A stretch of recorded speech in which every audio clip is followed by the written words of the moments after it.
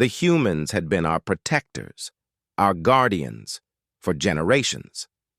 They defended our world for as long as anyone could remember, and we lived in prosperity. It was a golden age. And we looked up to them as if they were gods walking among mortals, blessing us with their technology, their protection, and their compassion. They had a vast empire that stretched out into the stars above and beyond, and we dreamed of someday joining them in their quest to explore the cosmos. But that was long ago, long before my time.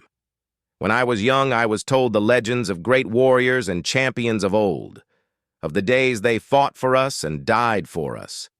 They could have left the planet and saved themselves. They could have gone into hiding. They had hundreds of worlds after all, yet they remained, and they fought for us. Why stay to protect our measly little planet? We never understood.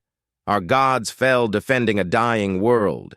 That day, our protectors were taken from us, and our world, once beautiful, was stripped of its riches, and we were left all alone in our small pocket of the universe. But before they died out, they left us with a final parting gift, the greatest one they had ever given us, the gift of their intelligence, their ability to bend the universe to our will like they did. Though thousands of years had passed, the stories of their valor and sacrifice never died out. The hope that they would one day return never faded. But with all that time rebuilding, we never forgot who made it possible, and we set ourselves on a new path. The beginning of a new era of innovation, exploration, and most importantly, vengeance. We set out to the stars to find the ones responsible for destroying everything we loved. I may not know the humans, but we owe everything in our lives to them. We searched for years. My seventh great-grandfather hundreds of years ago was the first to be sent out in search of these great enemies, to mend the broken and right the wrongs of our galaxy. We scoured countless star systems, trailing anything we could find that would lead us to the murderers we sought. We started off small, a collection of 100 ships, just jumping from dead world to dead world. But we never found the humans, nor any of the enemies we had hoped to find. We only found the scattered ruins of their great empire, each a faded memory of what it once was. But in every dead world we came across, we found friends. Others like us who had been protected by the humans like we had, who had also been given the great gifts of the humans. And together we trekked onward, each new friend bringing their own tales of the human's sacrifice and selfless courage. Each new story filled us with the desire to be like them and to rectify the injustice that had brought all of us together. At the start of this journey, our numbers were small, but our determination was strong. When I assumed command, our ships numbered in the hundreds of thousands, each world, each new ally adding to our great fleet, sharing one great cause. The drive to bring back what was lost and the fury of vengeance burned bright in every single one of us.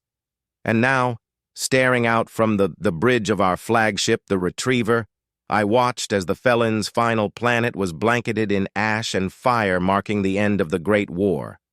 I was filled with a sense of accomplishment as our centuries-long goal was satisfied. Our last transport had left the planet before we set off the chain reaction, destroying the last bastion of the felon in its entirety.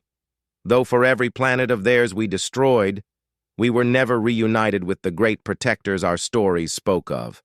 Regardless, we never gave up on the hope that they were still out there, somewhere. I didn't believe it when I first heard it, that on the felon crown jewel we found them. Kept in chains and shackles, we liberated them from their oppressors and brought them back. The last transport finished docking with the Retriever as I waited with bated breath in the great hall with thousands of others, all of us filled with excitement and anticipation at the long-awaited reunion we had always dreamt of. I was standing in the front to greet them when the doors lowered. When I saw them for the first time, I understood why we did it, why we never gave up on finding them. The first one walked up to me slowly, and I could see the happiness on his face when he saw us for the first time in thousands of years. We never stopped believing we would find you. You guarded us for so long. Maybe now we can be the ones who protect you. You never needed us to protect you. You've always been our guardians. We knew you would find us again.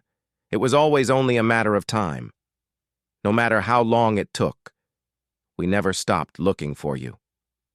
We never stopped believing you would come back. You always do. You still remember us after all this time.